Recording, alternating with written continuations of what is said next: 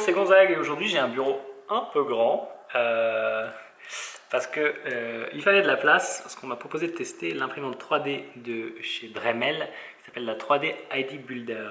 Ça fait quand même 9 kilos, c'est un gros bébé qui est arrivé dans un énorme carton. Elle est derrière moi ici. Voilà la petite chose qui est là. Et donc l'ID Builder, c'est la possibilité d'imprimer en 3D à la maison et je vais vous montrer tout de suite comment ça fonctionne. C'est très simple. Voilà face à la bête.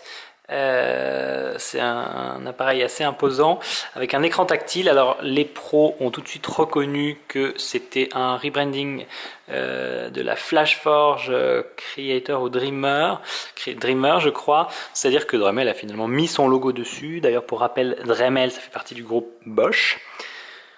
Alors comment ça marche cette imprimante 3D à dépôt de matière fondue? C'est une des technologies qui est disponible sur le marché. Bon, tout d'abord on l'allume parce qu'elle a du courant. C'est un petit système sous Linux à l'intérieur.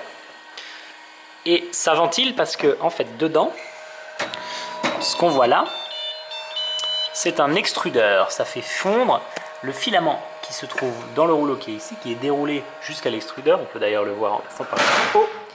Yep là, hop. Et en faisant fondre ce filament sur plein de surfaces, sur plein de couches qui font une hauteur de 100 microns, on arrive à faire des objets. Alors ça c'est un objet fini qui s'est imprimé vendredi. Nous sommes aujourd'hui dimanche et je l'ai laissé dans la machine. Donc ça fait un boucan relativement important. Ça va être chiant pour s'entendre, mais donc il y a une tête de l'extrudeur qui bouge à l'horizontale et en profondeur.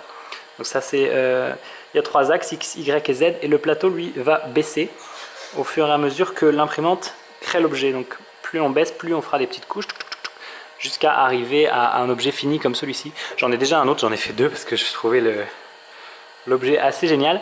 La qualité de fabrication n'est pas dégueu. Alors il y a quelques petits artefacts comme par exemple on peut voir ici ou là, quelques merdes. C'est pas bien grave, pour un pote j'ai fait un support de GoPro qui permet de faire de la stéréoscopie et ben en fait donc je suis un peu con parce que j'ai zappé l'intérêt de l'impression 3D. Il y en a plusieurs, il y a le prototypage pour les gens qui veulent créer des objets, mais il y a aussi la possibilité d'imprimer chez soi des objets qui sont du coup open source. Et alors l'imprimante on peut s'y connecter de 2 façons différentes, soit en USB, soit en mettant une carte SD à l'intérieur qui va contenir des fichiers. Donc ici on a une SD et cette SD contient des fichiers prêts pour l'impression.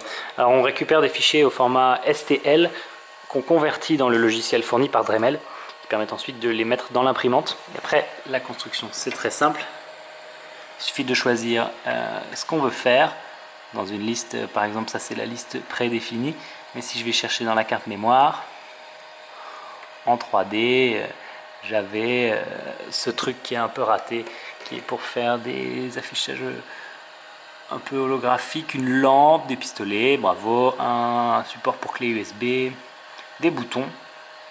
On peut vraiment faire pas mal de choses assez variées et le processus est impressionnant. Alors on va voir si on peut décrocher, parce qu'on n'est pas censé faire ça. En fait, le problème du coup de décrocher les objets, c'est qu'ils sont un peu collés à la base.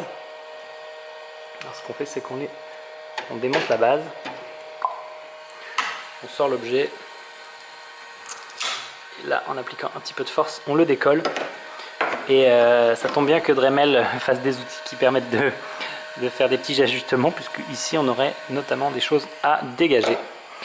Donc ça c'est la base, et puis Dremel fournit quelques outils qui permettent d'enlever les saloperies de ce genre.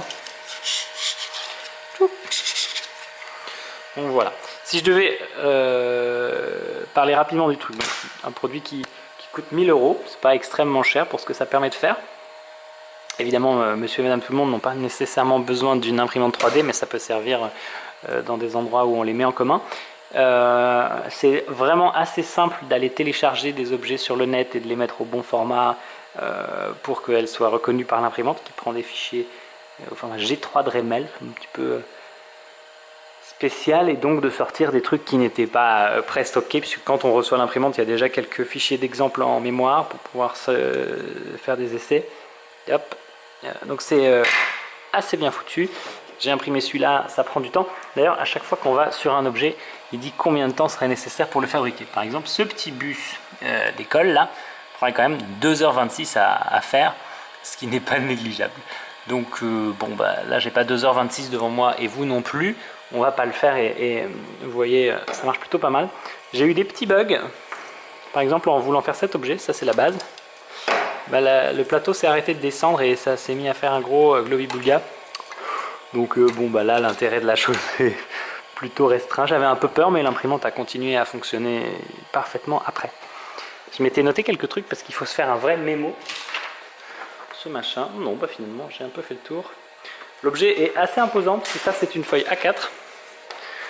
Quand on le met, vous voyez, ça prend quand même l'équivalent de une, presque trois, enfin vous voyez, deux grosses feuilles A4 en termes de largeur. Donc c'est quand même une belle bête, il faut avoir de la place pour la stocker à la maison. On peut faire une petite démo d'extrusion pour vous en direct et perdre quelques minutes de votre vie. Alors pour info, ce fil à gauche là, on peut le remplacer par des fils de couleurs différentes. Mais par contre l'imprimante n'est pas capable de faire un objet qui soit multicolore. Là on a donc la tête d'extrusion. Je vais vous montrer, comme c'est vachement simple, qu'est-ce qu'on pourrait faire qui prendrait pas longtemps? S'amuser à faire pour le bureau plein de trucs, une petite marionnette, 1h13. Donc quand vous lancez la construction d'un objet, on a le nom de l'objet, la température de l'extrudeuse qui est un petit peu affichée avec un bug. En gros ça doit monter à 220 degrés pour tirer le filament, le faire descendre et le poser pour faire des petites couches. On va bien voir la façon dont ça marche de là-haut. C'est assez visuel. Donc là on patiente. L'extrudeur lui est ventilé puisque ça monte quand même donc à 220 degrés. Donc il faut que l'air puisse circuler dans la machine, sinon la température serait encore plus élevée. J'ai eu 2 fois un bug où le filament est sorti de l'extrudeuse, donc l'impression n'a pas pu continuer, ça faisait de l'impression 3D dans le vide. Mais sinon, électroniquement, c'est marrant parce que c'est pas si compliqué que ça. On a à chaque fin de parcours un petit contact. Si on appuie ici, la tête penserait qu'elle est totalement à droite. Et la même chose pour le plateau, un contact qui va lui faire comprendre que le plateau est remonté jusqu'en haut. Donc lui permettre de savoir les niveaux. Différents petits moteurs. Ici c'est le moteur qui va permettre de faire ce déplacement. Qu'est-ce qu'on peut vous montrer d'autre? Évidemment, donc la tête qui fait l'extrusion, qui est en train de chauffer, elle est à 143 degrés, donc ça chauffe assez vite. L'écran tactile, c'est super pratique puisque on sait où on en est, combien de temps il reste normalement, à combien de pourcents on en est du projet. Mais alors le bouton filament, je ne sais pas à quoi il sert. Je sais que la machine est livrée avec 190 mètres de filament, ce qui m'a déjà permis de faire quelques objets assez rigolos.